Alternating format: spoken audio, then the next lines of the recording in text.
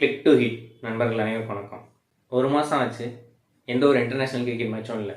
சரி, ஐபிஎல் பற்றி ஏதாவது அப்டேட் வரும் அப்படின்னு பார்த்தா ஐபிஎல் பற்றியும் எந்த அப்டேட்டும் இல்லை. முக்கியமான அப்டேட் ஐபிஎல் ஆக்ஷன் அப்டேட்டு, அதே மாதிரி வந்து ஏதாவது ரீட்டைனிங் அப்டேட்டு. ஸோ இதை பற்றி ஏதாவது ஒரு அப்டேட் வருமா அப்படின்னு எதிர்பார்த்த ரசிகர்களுக்கு அதுவுமே கிடைக்கல. சரி, கிரிக்கெட் மேட்ச் எப்போ தான் நடக்கும் அப்படின்னு சொல்லிட்டு கிரிக் பஸ்ஸில் போயிட்டு இன்டர்நேஷ்னல் மேட்சஸை பற்றி திரும்ப ஸ்க்ரோல் பண்ணி பார்த்த ரசிகர்கள் தான் அதிகம். அந்த மாதிரி வந்து ஒரு மாதமாக எந்த ஒரு இன்டர்நேஷ்னல் கிரிக்கெட்டும் இல்லை. அந்த மாதிரி கிரிக்கெட் தாகம் இருக்க இந்திய ரசிகர்களுக்கு அந்த தாகத்தை தணிக்க வர்ற மேட்ச் தான் வந்து இந்தியாவுக்கும் பங்களாதேஷ்க்குமான டெஸ்ட் மேட்ச். ஸோ அது வந்து நாளைக்கு நடக்க இருக்குது. எங்கே நடக்க இருக்குது அப்படின்னா சென்னை சேப்பாக்கம் மைதானத்தில் வந்து நடக்க இருக்குது. அந்த மேட்சோட ப்ரீவியூ பற்றி தான் இந்த வீடியோவில் வந்து பார்க்க போகிறோம். இந்த டெஸ்ட் சீரீஸ் ஏன் முக்கியத்துவம் வாய்ந்தது? வேர்ல்டு டெஸ்ட் சாம்பியன்ஷிப்பில் வந்துட்டு இன்னும் ஒரு 10 மேட்ச் தான் வந்து இந்தியாவுக்கு இருக்குது. அதில் நியூசிலாந்தோட 3 மேட்ச் வந்து அடுத்ததாக வந்து ஆட போகிறாங்க. இப்போ பங்களாதேஷோட 2 மேட்ச், அதுக்கப்புறம் நியூசிலாந்தோட 3 மேட்ச், தென் வந்துட்டு ஆஸ்திரேலியாவில் போயிட்டு ஒரு 5 டெஸ்ட் மேட்ச் இருக்குது. ஸோ 10 டெஸ்ட் மேட்ச் இருக்குது.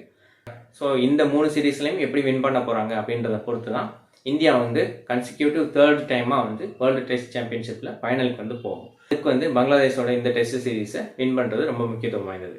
ஏன் அப்படின்னா பங்களாதேஷையும் குறைச்சி மதிப்பிட முடியாது. ஒரு கத்துக்குட்டி வங்கதேசம் அப்படின்னு சொல்லிட்டு நம்ம எளிதாகவும் இருக்க முடியாது. நிறைய தடவை வந்து அந்த கத்துக்குட்டி வங்கதேசம் வந்து இந்தியா வந்து பதம் பார்த்துருக்காங்க. இப்போ ரீசெண்டாக பாகிஸ்தானோட அவங்களோட ஏரியாலே போய் அவங்கள வச்சு செஞ்சுட்டு வந்தாங்க அப்படின்னு தான் சொல்லணும். 2-0 அப்படின்னு சொல்லிட்டு பங்களாதேஷ் வந்துட்டு பாகிஸ்தான்லேயே போயிட்டு வின் பண்ணிட்டு வந்திருக்காங்க. ஸோ அந்த அளவுக்கு வந்து ஒரு டஃப் ஃபைட்டே கொடுத்துருக்காங்க அப்படின்ற மாதிரியே சொல்லலாம். ஏன்னா இந்தியா அளவுக்கு பாகிஸ்தானும் ஒரு வலிமையான டீம், எஸ்பெஷலி அவங்களோட ஹோம் கண்டிஷனில் அவங்களே வந்து வின் பண்ணிட்டு வந்திருக்காங்கன்னா நிச்சயம் வந்து வங்கதேச அணி வந்து ஒரு அபாயகரமான அணி அப்படின்னே சொல்லலாம். இந்திய அணி வந்து இதை கவனத்தில் வச்சு மிக சிறப்பாக ஆடணும். இல்லைன்னா வங்கதேச அணியினர் வந்து இந்தியாவை பதம் பார்த்து நாயினி டான்ஸ் போட ஆரம்பிச்சிருவாங்க. ஸோ அதுக்கு வந்து ரொம்ப கேர்ஃபுல்லாக இருக்கணும் அப்படின்றது தான் என்னோட கருத்து. ஆடுகளம் எப்படி இருக்குது? சென்னை சேப்பாக்கம் ஆடுகளம் வந்துட்டு எப்போவுமே வந்து ஸ்பின்னுக்கு சாதகமாக இருக்கும் அப்படின்றத நம்ம வரலாற்றில் வந்து பார்த்துட்டு வந்திருக்கோம். இந்த முறை வந்துட்டு ஸ்பின் ஸ்பீடு ரெண்டுக்குமே சரிசமமான வாய்ப்பு வழங்குற மாதிரி ஆடுகளத்தை தயார் பண்ணியிருக்கோம் அப்படின்னு சொல்லிட்டு ஆடுகள பராமரிப்பாளர் வந்து ஒருத்தர் சொல்லியிருக்காரு. சென்னையில் வந்து ரொம்ப வெயில் வந்து வாட்டி விதைச்சிட்ருக்கு. ஸோ அதை வந்து சரி செய்கிற விதமாக நாங்கள் வந்து பிச்சில் வந்து நிறைய தண்ணி தெளிச்சிக்கிட்டே இருக்கோம். ஸோ அந்த அடிக்கிற வெயிலுக்கு வந்து பிச்சஸில் வந்து கிராக் விழ வாய்ப்பு இருக்குது. ஸோ அந்த கிராக்ஸ் வந்து ஸ்பின்னுக்கு வந்து சாதகமாக அமையும் அப்படின்ற மாதிரி வந்து சொல்லியிருக்காரு. 2 நாளாக வந்து செம்மண் பிச்சில் வந்து ப்ராக்டிஸ் பண்ண இந்திய அணியினர் வந்து இப்போ வந்து களிமண் பிச்சிலையும் வந்து ப்ராக்டிஸ் பண்ண ஆரம்பிச்சிருக்காங்க. ஏன் அப்படின்னா சமீப காலமாக ஸ்பின்னர்ஸ் கிட்ட வந்து இந்திய அணியினர் வந்து திணறாங்க அப்படின்ற மாதிரியான ஒரு பேச்சு இருக்குது. ஸோ அதை வந்து சரிகட்டும் விதத்தில் வந்துட்டு களிமண் பிச்சிலையும் ஆடி ஸ்பின்னுக்கு எகென்ஸ்டாக வந்து நல்லா ஆடுறதுக்கான ப்ராக்டிஸில் வந்து ஈடுபட்டுருக்காங்க. இது ஒரு நல்ல தயாரிப்பு அப்படின்னே சொல்லலாம். அணி தேர்வு எப்படி இருக்கும்? ஆடுகள பராமரிப்பாளர் வந்து சொல்லிட்டாரு, இந்த பிச்சானது வந்து சுழற்பந்துக்கு சாதகமாக மாறுறதுக்கான வாய்ப்புகள் வந்து அதிகம் இருக்குது அப்படின்னு சொல்லியிருக்காரு. இந்திய அணி வந்து 3 ஸ்பின்னர் 2 ஸ்பீட் பவுலர் அப்படின்ற ஒரு அட்டாக்ல வந்து களமிறங்குறதுக்கான வாய்ப்புகள் வந்து அதிகம் இருக்குது. அந்த 3 ஸ்பின்னர் யார்? Obviously lead spinner, experienced spinner, அதோட வந்துட்டு லோக்கல் பாய் அஸ்வின் அவர்கள். அவர் வந்து ஃபர்ஸ்ட் சாய்ஸாக வந்து இருப்பார். அதுக்கப்புறம் வந்துட்டு more experienced Ravindra Jadeja, good batsman, allrounder அப்படின்ற வகையில் வந்துட்டு அவர் வந்து செகண்ட் சாய்ஸாக வந்திருப்பார். 3rd சாய்ஸ் வந்து யாராக இருக்கும்? அக்ஷர் படேல் ஆர் குல்தீப் யாதவ். இதில் வந்து யாருக்கு அதிகமான வாய்ப்புகள் இருக்குது அப்படின்னு பார்த்தோம்னா குல்தீப் யாதவுக்கு தான் அதிகமான வாய்ப்புகள் இருக்குது. ஏன்னா வந்து ஸ்பின்னுக்கு வந்து நல்லா டேர்ன் ஆகும் அப்படின்ற ஒரு விதத்தில் வந்துட்டு டேர்ன் வந்து யார் நல்லா பண்ணுவா அப்படின்னு பார்த்தீங்கன்னா குல்தீப் யாதவ் வந்து நல்லா பண்ணுவார். அது போக வந்து அவர் கொஞ்சம் பேட்டிங் ஆடுவார். ஸோ அது போக வந்துட்டு இந்திய அணி வந்து இந்த மைதானத்தில் 759 ரன்கள் வந்து அடித்து மிகப்பெரிய ஒரு ஸ்கோரை வந்து இந்த ஒரு மைதானத்தில் வந்து பதிவு செஞ்சுருக்காங்க. அந்த மேட்ச்சில் வந்துட்டு KL ராகுல் வந்து 199 ரன்களும், கருண் நாயர் அவர்கள் வந்து 303 ரன்களும் அடித்து சாதனை புரிஞ்சாங்க. வேறு யார் வந்து இந்த ஸ்குவாடில் இருப்பாங்க அப்படின்னு பார்த்தீங்கன்னா ரோஹித், ஜெய்ஸ்வால் ஓப்பனிங், அதுக்கப்புறம் வந்துட்டு கில், அதுக்கப்புறம் கோலி, ராகுல், பேண்ட், அஸ்வின், ஜடேஜா, குல்தீப் யாதவ், பும்ரா அண்ட் சிராஜ். இந்த ஒரு 11 தான் வந்துட்டு நாளைக்கு கிளம்பிறங்கிறதுக்கான வாய்ப்புகள் வந்து அதிகம். பங்களாதேஷ் அணி எப்படி கிளம்பிறங்கும்? அதில் வந்து தைஜுல் இஸ்லாம் வந்து கண்டிப்பாக அணியில் வந்து இருப்பார். அவங்களும் வந்து ஸ்பின்னுக்கு முக்கியத்துவம் கொடுத்து மெஹதி ஹசன் மிராஸ், சைஃப் அல் ஹசனோட கிளம்பிறங்கிறதுக்கான வாய்ப்புகள் அதிகம். கேப்டன்ஸ் வியூ, இந்த மேட்சை பற்றி கேப்டனோட வியூ வந்து எப்படி இருக்குது அப்படின்னு பார்த்தீங்கன்னா இதை வந்து ரோஹித் அவ்வளோ ஈஸியான மேட்சாக வந்து பார்க்கல.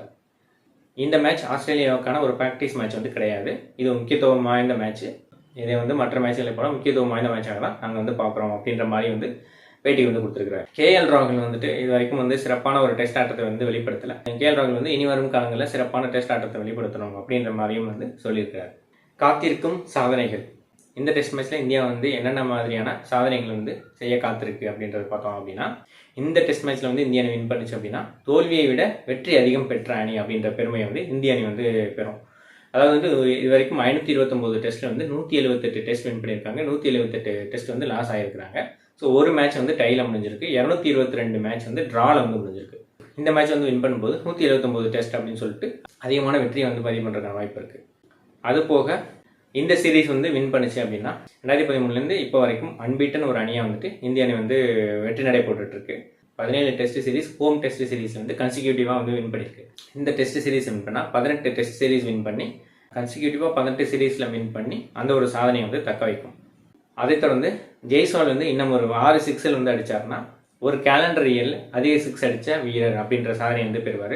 அவர் வந்துட்டு பிரெண்டன் மெக்கலத்தோட சாதனையை 33 சிக்ஸ்ன்ற ஒரு சாதனை இருக்குது. அதை வந்து என்ன முறியடிக்கிறதுக்கு 6 சிக்ஸில் வந்து தேவைப்படுது. ஸோ நாளைக்கு டெஸ்ட்டில் வந்து இந்திய அணி வந்து எப்படி செயல்படும், சிறப்பாக செயல்படுமா, இல்லை வங்கதேசம் வந்து இந்தியாவை பதம் பார்க்குமா, இது எல்லாத்தையும் வந்து நாளைக்கு வந்து பார்க்க போகிறோம்.